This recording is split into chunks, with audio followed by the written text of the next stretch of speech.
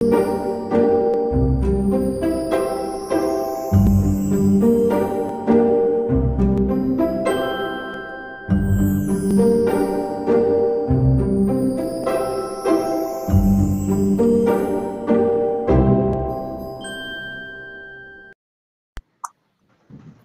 guys.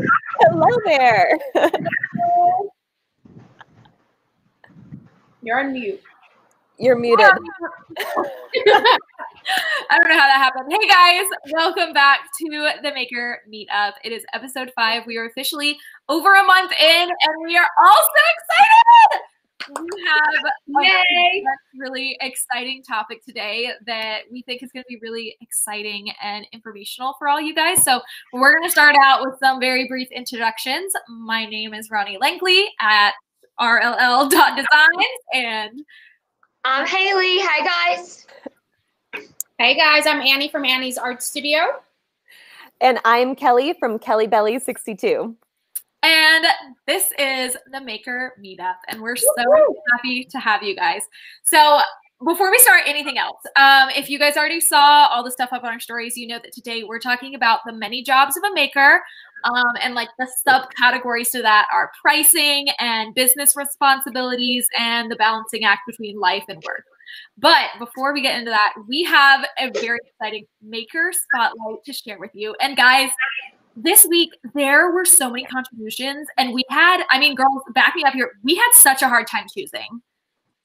Yes, seriously, there are amazing artists out there. Message, like we were going back and forth. We just couldn't decide. There were so many good ones. So before I give our official spotlight, I'm going to give a couple shout outs to some people who were like this close that we just really appreciated you being a part of this and like following the guidelines so well. And those people are the Woodworking Girl AZ, Emily Brooke Design Co., Brianna Ray Art, again, awesome stuff.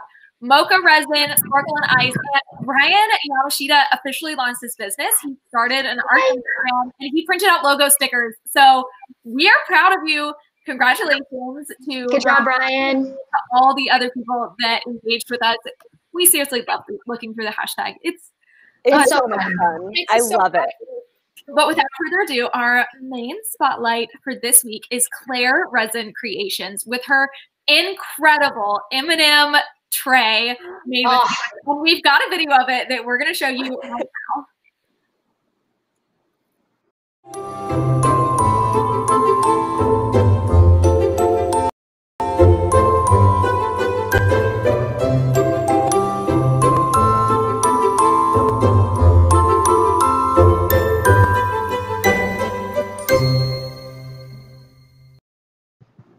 That is so stinking cute. Awesome. Also, I want to point out that she wrote a little bit about this in the caption. Halfway through, she had that like oopsie moment where the resin moved the M&Ms, but she didn't freak out. She got it together. She put it back in place, and that tray came out flawless. I mean, I swear, you know that TikTok song that's like "Oopsie Daisy"? That's what I got to because I was having a panic attack when the M&Ms were moving. I know. I was having so much anxiety when those M&Ms were going, but they looked perfect. So perfect. Worth it. And she wrote in her caption, she said that she chose M&Ms because her brothers love them and she misses them. COVID sucks. We all miss family and friends because of COVID. And that Valentine's Day was just around the corner. And what we love the most about your caption was that you said, I would like to thank the Maker Meetup. They helped me come out of my shell and try things I haven't done before. This community will encourage you to make a difference. So thank you. And we wanted to say thank you for being a part of our community. It seriously makes us so happy. Yeah, thank you so much. And by the way, guys, you are all blowing up the comment section and we are loving it right now. So we have a lot of people all saying hi. But Jessie Hawkins is watching in the garage right now while she's doing resin. So that is awesome. Yes, we're committed. I love it. And we've got a lot to get through today. Like seriously, this topic is dense. There's so much information. We could break this up into multiple episodes, but we're going to try to cram it in. So without further ado, we are going to kick things off. So our topic today is the many jobs of a maker. And there's a lot of things that go into that. when we just wanted to list off a few. We have a huge list that we will be posting after the episode, and it will be going up in our stories so that you can see our like somewhat exhaustive list of all the jobs that we do behind the scenes. And I'm sure you guys have ones that you guys do too. One of the ones that I personally think that is like overshadowed and unseen in the community is all the research that goes into this, like the marketing research, the shipping research, like how to ship safely, the research that you do into resin art, different techniques. Like it's so much. You have to be an expert on research in your field. And I know you ladies probably all have different ones that you feel like you do behind the scenes that's unseen, but like takes up so much time. Okay, Yes. I got one. Video editing. Oh. Whew. Oh my That God. I feel like takes up the most time for me is editing all the videos and compiling them into something that looks like decent to show the world. Incredible. I got one that stresses me out. What? Taxes, worrying about your finances and Oh. taxes, keeping track of receipts. And I'm good at doing my taxes because I've been doing it for a while with my business, but oh my God, it is. I have to say, you guys, I'm with Mocha Resin over here on the comments. The shipping, you guys, it takes me like 5 hours to ship 15 things, and I'm not even kidding because, you know, we love to personalize it and write notes and stuff like that. So, also, yes, and I just did my taxes yesterday, Annie, and it took me all night. All night. All night. It's a girl tax season. What do you mean? What do you mean? One night? That's it? Oh, well, okay, just quarterly tax. Quarterly tax. Okay, I was like, oh, God, tax season. Am I about to be behind? Oh, you can't scare me like that. Okay, your quarterly taxes are due now. If you, I got the quarterly. I just like year end. I'm not ready for yet. Like, I'm go off. Can you guys tell I picked a good one? The tax one. Yes. Yeah. But so when you own a small business, there's so many responsibilities that fall on your shoulder, and so many that you don't know are going to fall on your shoulder till you're doing it, and you're like, oh yeah, like I have to do that. And Haley over here has a very diverse social media base. She has, you've got a podcast, a blog, Instagram, Pinterest, YouTube, TikTok, a website, like you do it all. And I'm sure that while you were starting all this and getting into it, there was definitely a balance to be found between having life and having a business. And I'm sure there were some hard lessons along the way where you didn't quite figure out that balance, right? So tell our listeners how you find balance between your work life and your life. Yes. Okay. So if you see my hair blowing in the wind, it's because I'm outside. But anyways, so yeah, honestly, I enjoy what I do. So I do spend a lot of time at night doing stuff. I really don't have like an off time where I'm like, I'm going to stop at 6. Like if I have something and I'm excited about it, I'll do it. So that's helped me lately because I was reading books that were saying, someone just said, Haley, do you sleep? Sometimes. None of us. Cheryl, I see you sleep because I know how much you do. I don't. No, just kidding. I do. Anyways, so I actually started scheduling. I'll post on my Instagram for art every other day. It takes a lot of stress out of every single day. I post on my podcast Instagram one every Monday. So then I post stories when they just come to me. And if I start sticking repetitive items in my calendar on my phone, that is literally the thing that has helped me. At the end of the week, any orders that have came in from that week all the way until Friday, I will pack those up and ship them. So that's helped me with efficiencies. Also having one area to pack stuff. I know people ask this in the comments, efficiency on shipping. Yeah. Just consolidate it into one area. You need to have stations for stuff because when I didn't have stations for things, I was packing in my kitchen and I was like running to the garage to go get some tape. Running to the pack in the kitchen. Okay, on the Maker, guys, on the Maker page, I'll post my shipping station that me and my dad just made. Mostly my dad. Awesome, by the way. I saw that page. That's great. It's so amazing, life-changing, and I'll post updates on there.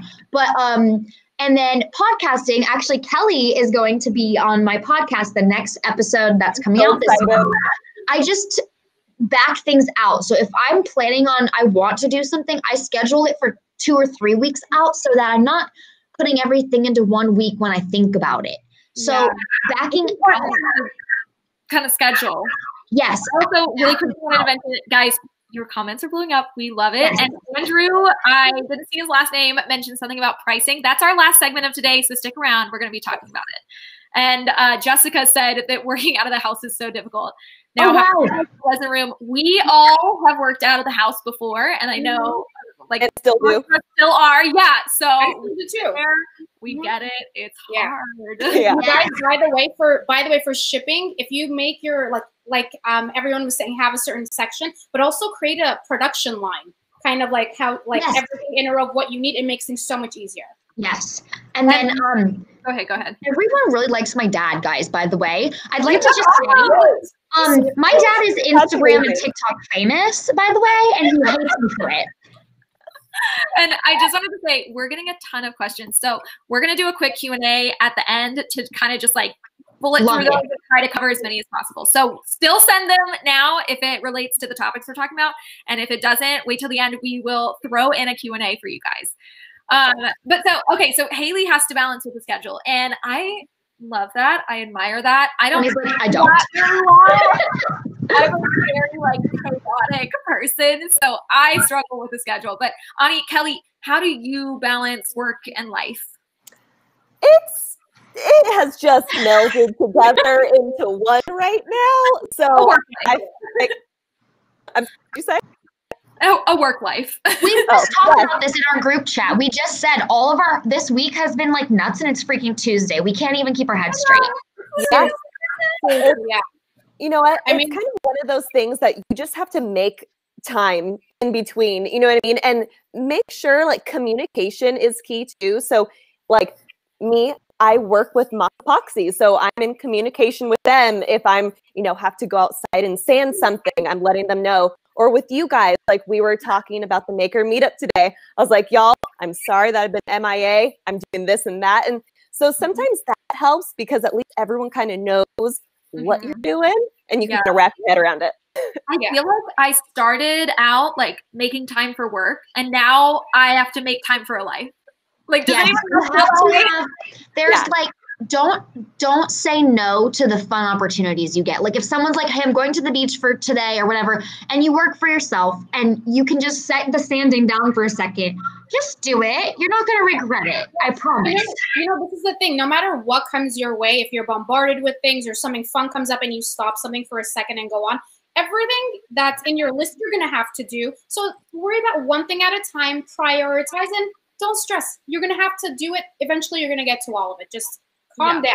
Yes. And just do it. Yeah. And the balance is something that you kind of find in time, I think. But so for us, a balance was, I'm sure, just as hard as you guys find it. We have all at one point or another, or still work part-time or full-time jobs while we full-time run a business. And I know most of you guys that are either just starting out or haven't fully transitioned into a full-time business, you're probably working a full-time or a part-time job. Or if you're not working a job, you might have kids and a husband and a household to take care of, which takes so much time. I'm so not glad I'm not a mother yet. I can't wait, but glad I don't have kids yet. And we don't have husbands or kids. So we have to take care of ourselves. That's it. Yeah. It's a blessing you don't have it yet. And doggies. We got doggies though. We have dogs. Yeah, we have doggies. My poor baby got spayed this morning, and she's okay. Where is she? She crawled halfway out of her bed. I think she's trying to eat, but she can't walk. Anyways, so Kelly, I know that you for a long time worked was it full time? Both. So it was part-time and full-time. Yeah. Okay. Yeah. So she worked another job, and you're working for Moss Epoxy now, which kind of mixes with your creative work, as I hear. But you did both and did it for a long time, and it took you a while to make the jump. But you've got big moves coming. You're making a website. I know a YouTube channel is coming, but you didn't make this just wild black to white transition to running a business, and you did it all at the same time. So tell the listeners about how you balance both, how you took it one baby step at a time, and how that still got you to the same success that we met, and I jumped very black and white from corporate job to full-time art. So like very different experiences, but like just as successful, and to tell them how they can also still have a job, a life, and a business.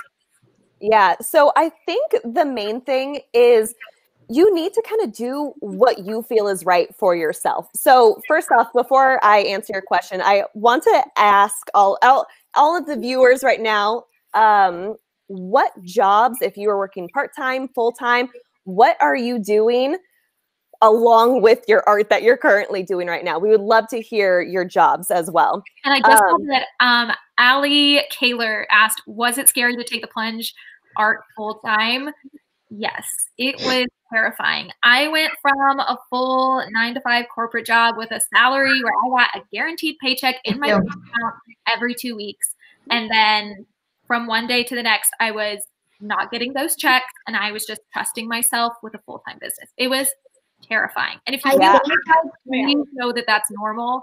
Like I hope you feel confident, but like it is the out of the ordinary that you would step into something completely new and feel 100% confident in it. I need to say something because I feel like this is terrifying. Like, don't think about it too much because we all have different circumstances. Kelly did it gradually. Ronnie did it because she was seeing success, and so she had the opportunity to quit.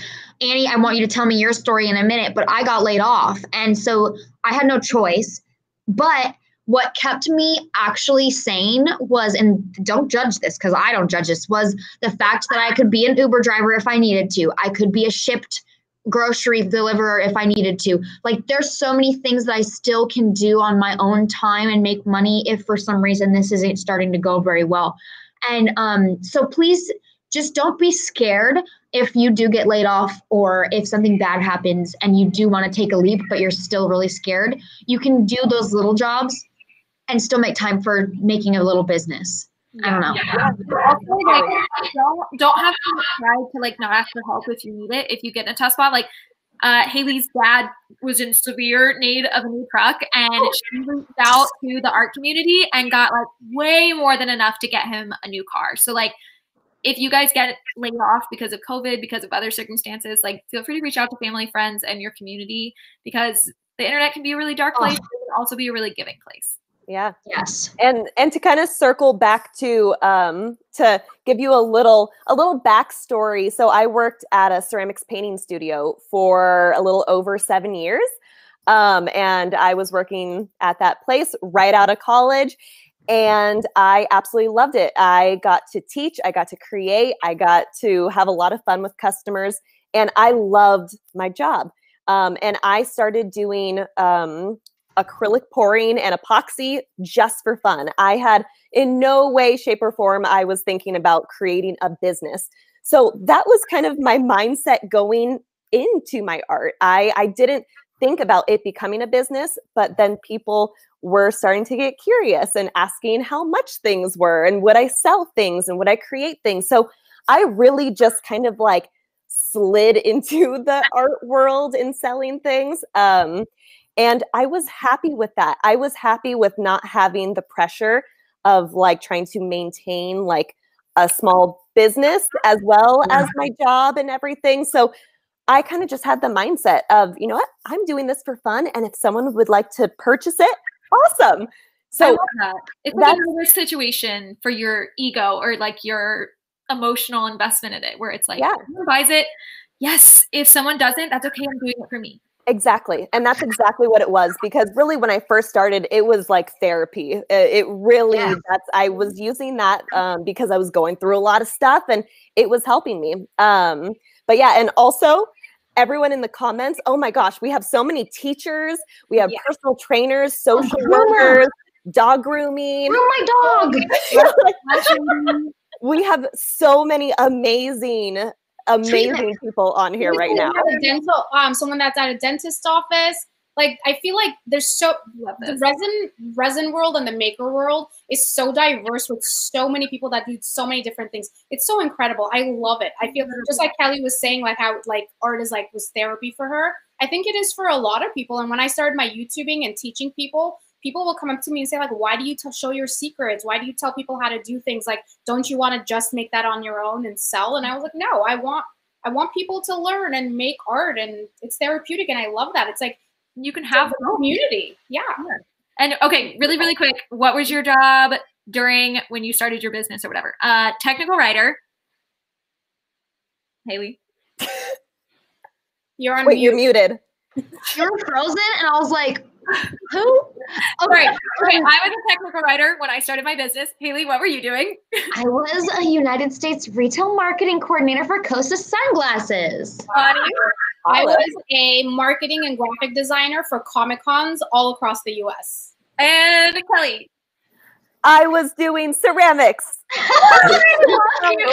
all started out doing something else too, and I know Kelly still got full time. Haley does freelance work. Ani, are you still doing design work on the side? I have a couple of my Comic-Con like managers that have their artists under them. I still do that, but for me, you know, I made a decision to stop that. I loved what I did. I mean, I used to make graphics for some of like the biggest artists in the world, like celebrities and stuff, but I just started becoming like, I was in front of my computer all day long and I just wanted to make my art. So I slowly kind of trickled out of that, and it was terrifying too because I was making good money there. But, you know, with my art, I really wasn't, but I was, you know, slowly kind of going in. I was like, I'm going to make it happen. I made the choice and that was it. Our tech guy in the back said to tell Jessica that they are hiring tech service at mosspoxy.com. But yeah, we all started from very different places, and I took the plunge or whatever. Oh, epoxy.com. With an I. Epoxy. With an I. I took the plunge, like diving into ice water, and I will say it turned out really well for me.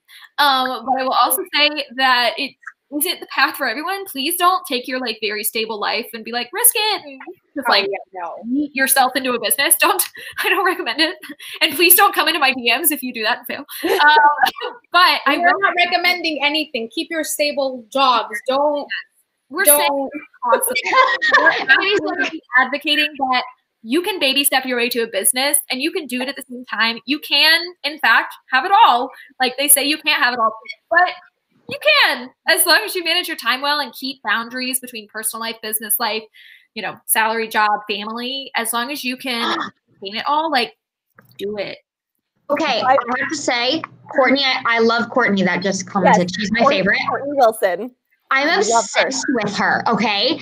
I bought a mirror from her. It's like this big. Yeah. The moon mirror? Yeah. No, she makes the moon mirrors. The motion mirrors. Yes. They're awesome. I love her. I'll groom all your dogs. Oh, my dog, her saved right now. Where do you live?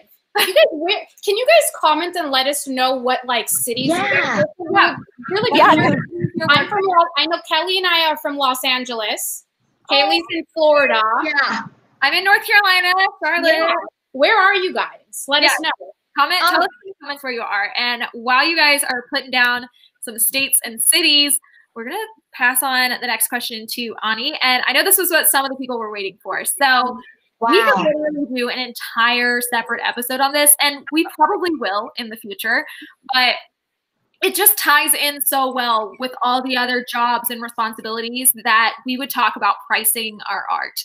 So when you're pricing your art, you're putting a dollar value to all the time that it took you to get here to the sale. And that doesn't mean the however many hours it took you to paint the piece. That is the prep work, the tear down. That's the marketing. It's the running the social media account that got you to the audience that's buying your work. Like there is so much that happens in the background that people don't see that go into our pricing, because like that's all the work that took us to get from A to sale. And I know that you sell a pretty like wide range of things, and I wanted to pass it to you. I know that you have been selling out chess sets and dominoes and keychains like absolutely crazy. Yeah, it's been nuts this week. People ask about pricing because it's so hard to like know how to put a dollar amount on something. So I wanted to pass this on specifically to you because I know that you've kind of niched down on how you price your work, and we just wanted to open up the conversation about pricing. Yeah. So this is a very, very difficult topic, or like part of the business. I think it's one of the hardest things because, you know, so many of us make, let's say, the same thing, right? But we all price our art differently. How do you price things? So something that I would say for beginners, first of all, I think I'm a broken record saying this, and I say this on every topic that I talk about on every episode. Make your craft impeccable, incredible. Study what you're doing. Make your art amazing. Make your editing amazing. Make your photography amazing so that you can present your work like perfectly. And that way you can really charge what you want to charge. Now, just like Ronnie said, when you're selling your art piece, you're selling a part of you. It's not just the piece that you've made, right? So you have all the time you've spent on it, all the history of the years you've made art, all the marketing you've done, all the people that follow you. And it's not just about a following, but it's about like who knows you as your art. You know what I mean? So it's difficult. I would say if you're a new artist, start off with smaller pieces and make sure, I mean, you don't have to start with smaller pieces, but like make sure that you make your craft incredible. Start with like smaller, like a reasonable price. And as you grow in your craft, raise your prices every month, raise your prices a little bit more. As you gain more followers, as people buy more things from you, you can keep raising your prices. So,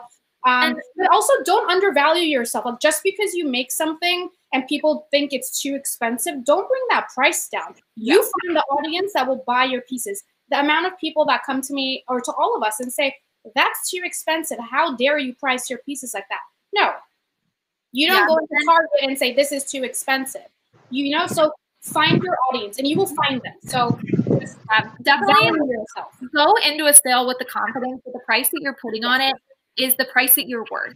And when I first started out, I definitely had my pieces listed really lower, but I would almost attribute that to having less experience. And as in any job, even a salaried position in a corporate setting, when you gain experience, your salary increases, you get a raise. As you gain experience as an artist, give yourself a raise when you feel like you deserve it, when you feel like your audience is like, so like you have to also price to the like exclusiveness of your art, if that makes sense. So if you have a huge demand, your prices go up. But also, I know that Macapaxi has a like calculator for pricing. We're gonna include that. It's not like a Bible.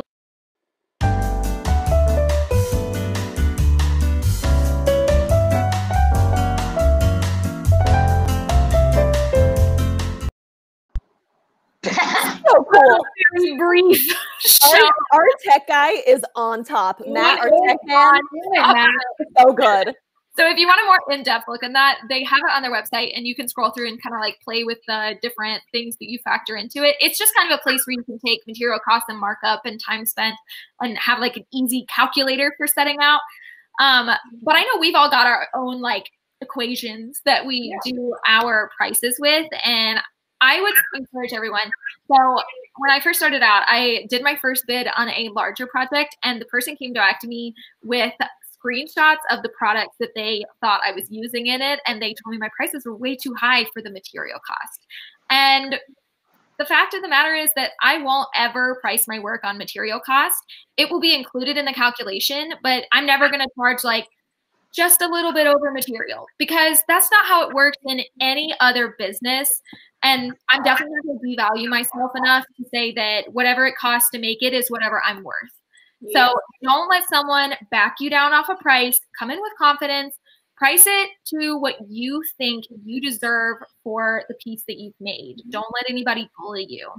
And I see a few questions are coming in on shipping. So I don't include my shipping costs in my piece, but I used to include the shipping material cost in my piece and then just charge for shipping as shipping. So I think everybody can kind of do that differently. I know some people do always free shipping. It's always just a price included in the piece, and that some other people do it all separately. And then way previously, somebody asked the question, I don't remember who it was because it was literally like 20 minutes ago, but they said, do you package your items together, or like, do you package your items pre-sale and then just ship them when they sell? I don't, because it makes it cheaper to add things into the same package if they buy more than one thing at once. And I think Kelly's got something to say about pricing. Yeah, and something else, when I first started out selling anything, the first place I went was to Etsy. So I looked onto Etsy and I typed exactly, I'm like, okay, acrylic pour, like 10 by 10. What are people selling this for? Because I had no idea, no clue. I had never sold a piece of art in my life. So that's a really good way to just kind of feel it out. And also, if you have really close friends or family that you can kind of talk about price with, and it's not like awkward or weird or anything, it's a good way to just kind of bounce off ideas and to see if you're going in the right direction or not. It can be scary. So yeah. I think the Etsy thing is genius. I do that until now. Sometimes if I make a new item, I will be like, let's see generally what it sells for. Gives me an idea, and then I base my value on that, and it's perfect. You just figure it out over time too. And Sarah mentioned that she said that's hard because sometimes she sees people that are really undercharging their work. And if somebody like wants to sell their work at that price, that's totally their prerogative. And I know when I started, I made smaller items specifically for people with smaller budgets. And like, that's a part of what I still do today because I think art should be available to everyone. But it's a good reference point, but it's not like a Bible to live by to look at other people's prices. You got to really like pull that from the heart. What's your first item that you guys have ever made? I think that'll be fun. Let us know when you first started. Yeah, what's the first like item that you started making when you started crafting or working with wood or resin or whatever is? What's the first kind of things you like? I started with bookmarks. Bookmarks were my thing. Acrylic pours were my thing. What did you say, Kelly? Acrylic pours. Yeah. Oh, yes, you're good at those. I think I did tile coasters for like a long time. And that was the first item that I retired. Ooh, Chantel got acrylic wave pour. Like, not discrediting the coasters because I started with those first, and I give credit to whoever does them because they're freaking hard.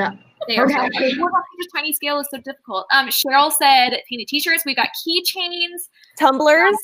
Badge reels. Oh my God. I've never made tumblers. I love it. Since you were little. Jewelry. I made a double desk. That's cool. Donna made a double desk? Holy crap. That for a first project? Ooh, and laser cutting. Laser cutting is so fun. Oh, that's cool. Does anyone have a Cricut? Oh, I love that. Trays. I love this. I love seeing what you guys create. This is so cool. 8-foot bar top. 8-foot bar top? That is insane. Nice. To start out with. That was your first project? Bar top was the first. Necklaces, charcuterie boards, nightstand. Oh, I love this, guys.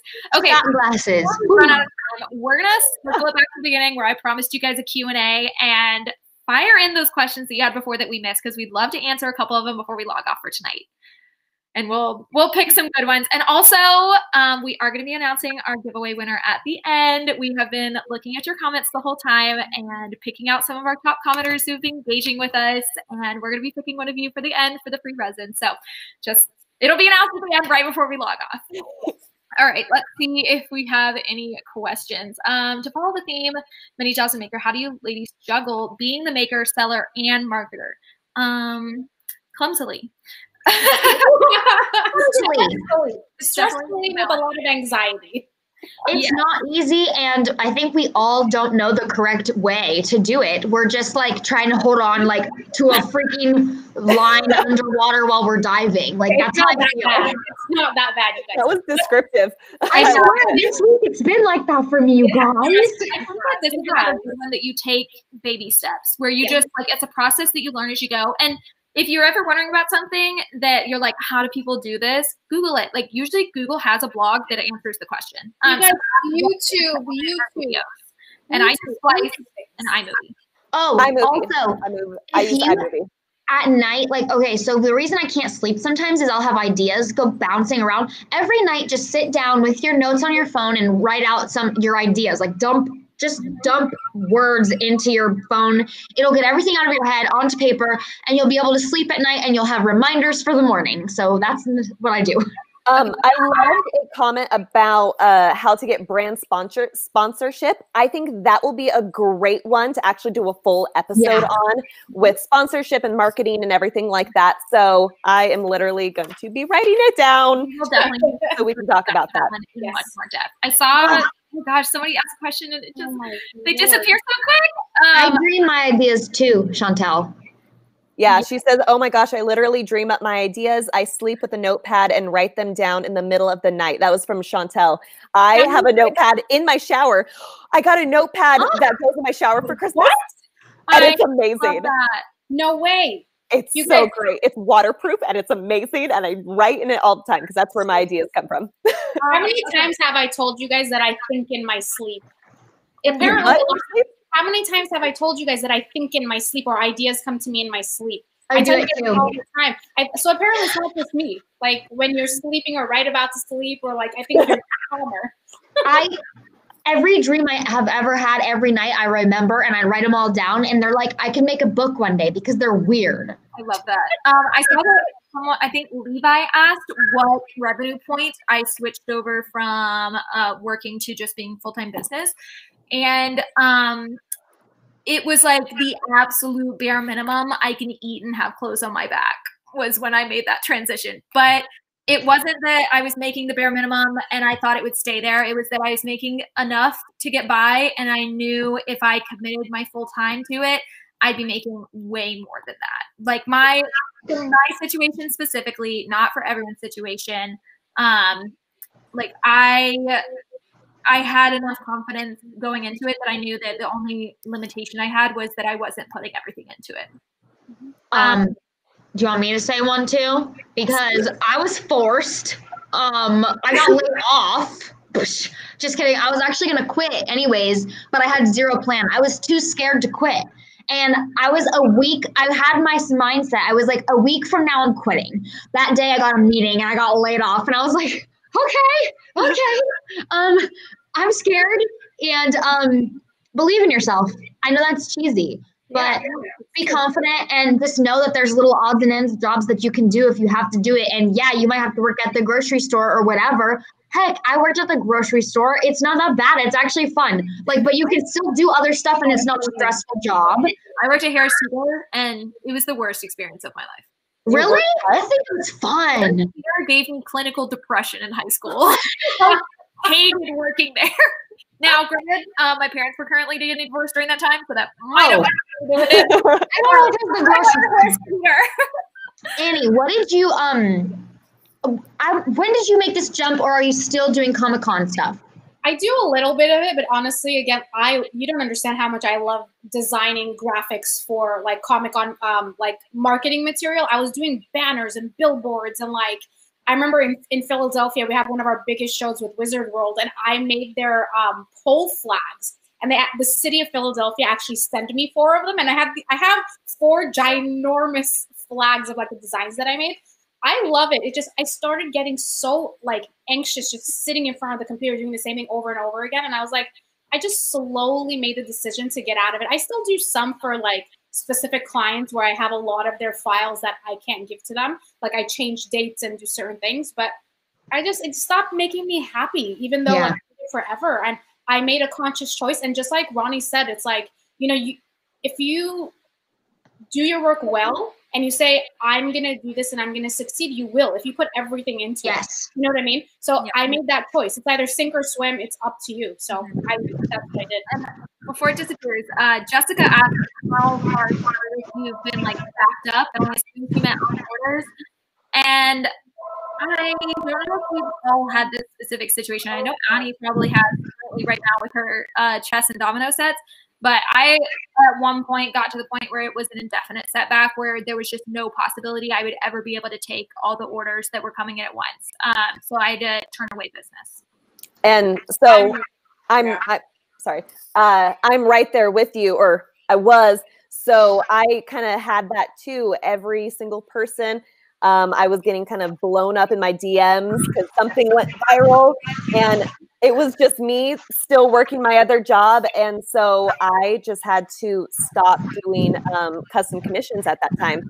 But it was so amazing to get that like loving feedback from people. And it also felt so bad to have to turn people away. So that was tough. That was a tough decision. Yeah.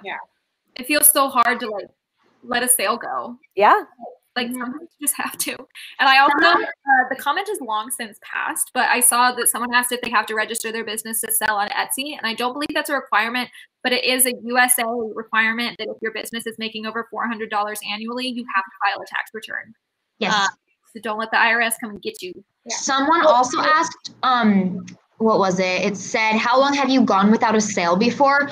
3 months. because I was just starting. I didn't know what I was doing. I got laid off. I was like, I didn't sell anything for 3 months. I didn't make any money for 3 months. I think I made $40 or probably off a coaster set or something. So yeah, how about you guys? When quarantine first started, my studio shut down, and that was the longest I went without a sale, and it was so stressful. Thank God that's over. Yeah. Sometimes, I mean, well, you guys though, like, it's like Ani right now. She's inundated with orders. She can't even like look at her. Freaking hold up your packages. She has them on her lap, literally. So this is everywhere. Orders. This is today's. This is what I packaged yesterday. I have about like 60 or 70 more sets to make. I'm losing my mind. Like I might have to turn off my website sales for just a little bit. The thing is, I'm like producing things in like a factory line. I saw that. It's impressive though, because it's just you. And so sometimes it's like that, but sometimes you get 1 order a week or something. So it's fluctuates, but it evens out. We're all here now, but we didn't start there, and it didn't happen quick. When I started my social media following, and I will say like my social media following was the biggest contributor to my success or my sales. It took me a full year to just get up to like 2,000 followers. And then it took me a month after that to get to 20,000. Like it was and that was when I transitioned over. But like none of us started out making even like 1 sale a week. So if you need one good video, please have confidence in the process that the more you put into it, the more you become like the expert in what you're doing. I promise you the sales will come. You need like 1 or 2 good like videos or pictures for people to start noticing you. That's why I always say make sure your content is really good, because with 1 viral video, you can gain such a following. So just concentrate on making your artwork and your videos and your Instagram and your TikTok, whatever footage you're making, just make it really nice. Yes. And we're going to wrap it up for tonight. I hate to disappoint people that we didn't get to your questions, but we're going to wrap it up and come back next week so we can answer some more of those questions that you guys like really needed to know the answers to. And we have a call to action, and then I'm going to announce our resin winner for this week. And this week's challenge for you guys. Last week it was show us your first time doing something, a success or a fail. And we had so many people enter, and we get people to give us shout outs in their stories or mention us in their comments. And it's so encouraging, but all we're seeing is a screen name, and we want to put some faces to those names. Yes. So this week, our call to action and our challenge for you guys is post something on your page with you in it. And whether that be just you, or you with your art, you with your family, you with your dog, whatever it is, we want to see your face so that we can have some like community recognition here, because y'all all know our faces and are probably by now. So post something with you in it. And if you're uncomfortable with that, we totally understand. Please do one of the challenges next week or all the weeks after that. And we will be having these resin giveaways every single week. So if you didn't win this time, there's infinite more chances. Also, you guys, we're gonna post 2 things. We're gonna post a story post that's gonna be like a maker bingo, so you can just kind of like circle all the little jobs that you do with your creative projects. And then also someone said that we should make like a video or something answering all the questions, but why don't we put a post up this week, have people comment questions, and we can answer back if they're like 1-sentence things. Yeah, there's so many amazing comments happening on our posts as well, and we'll try to get to them on the maker page. But for the challenge, you need to use the hashtag #TheMakerMeetup. That is how we see the posts. And the people who usually stand out to us the most are the people who talk in the caption about the challenge and what the challenge means to them and how they feel like that's engaging them in the community. Like we loved our spotlight from this week, gave us a little shout out saying like, this is the challenge and I'm so excited to be a part of this community, because we're excited to be making a community. Yes. So that's and be a community, definitely. Yes. It's been, I feel like we're doing this to give you guys something, but it's been such a blessing to us. Not Me Maker Meetup, The Maker Meetup. We'll have instructions on our story. Yes. But yeah, so it's been yeah, that's right. It has been such a blessing. And we're going to very quickly there it is. Yay. Yes, right there. Maker Meetup. And we're going to very briefly tell you where you can find us, and then we're going to sign off, and we're going to see you next Tuesday at the same time. So, and the giveaway winner. Woo! Oh Oh my gosh, I almost forgot. Yes, I'm so sorry. Our giveaway winner this week is Courtney. Woo! Courtney, I message you. Yes, we loved your comments this week. Thank you so much for engaging with us. Like seeing your comments and getting to talk to you guys and answer questions, it makes our day. So you're getting some resin in the mail. Yes, we will message Courtney. But okay, next week, you guys, we're giving away something even bigger. So Ronnie will explain that. Okay, so this was going to be like our launch off thing, but we literally couldn't wait. So we wanted to do something this week too. But next week, we are giving away a $500 gift card to Masapak.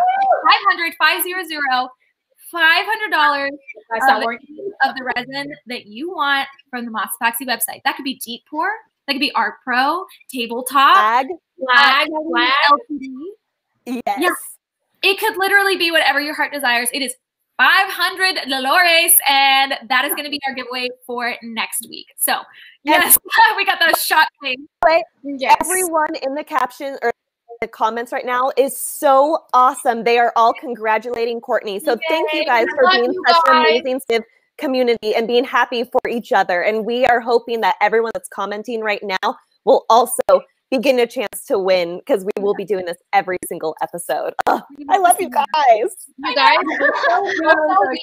we just passed 900 followers on our Meetup. You guys, we're almost at 1,000 followers today. We were under 800. We love you guys. We're so grateful for you guys. You know, we're just so grateful for the support. The more people the more people we reach, the longer we get to do this, and the more community we get to build. So that's incredible. Yay! And we're gonna sign off and save something for next week. So I am Ronnie Langley. You can find me at rll.design, ronnielangley.com, and Ronnie Langley on YouTube and on TikTok. And Haley. All right, I'll see you guys later. You can find me at Artist Haley Nolan on Instagram, also on TikTok, and then my website is haleynolan.com. I also have a podcast called the Hey It's Hey Podcast, and you can find me there on Instagram, and you can listen on Apple Podcasts, almost at Apple Music, and Spotify, wherever else listen to your podcasts. Hey guys, I'm Annie from Annie's Art Studio. Anywhere you search me under Annie's Art Studio on YouTube, on Facebook, Instagram, TikTok, you'll find me there. Also, my website is anniesartstudio.com. You can find my new shop there, up the link. Also, if you go to my website, if you guys are curious about all the graphics I did for Comic-Cons, they're all there. So you can see all that stuff too. And now, Miss Kelly. Hello, guys. My name is Kelly again, and I'm like tearing up just like reading all of your guys' comments right now. You guys are so loving, and I love it. You can find me at KellyBelly62 on Instagram. Also, I'm on TikTok with a K. So you can find me there, and I will be on Haley's podcast very soon. So I'm super excited about that. Thank you guys so much for joining us, and we will see you next week right here. We love you guys. Thank you.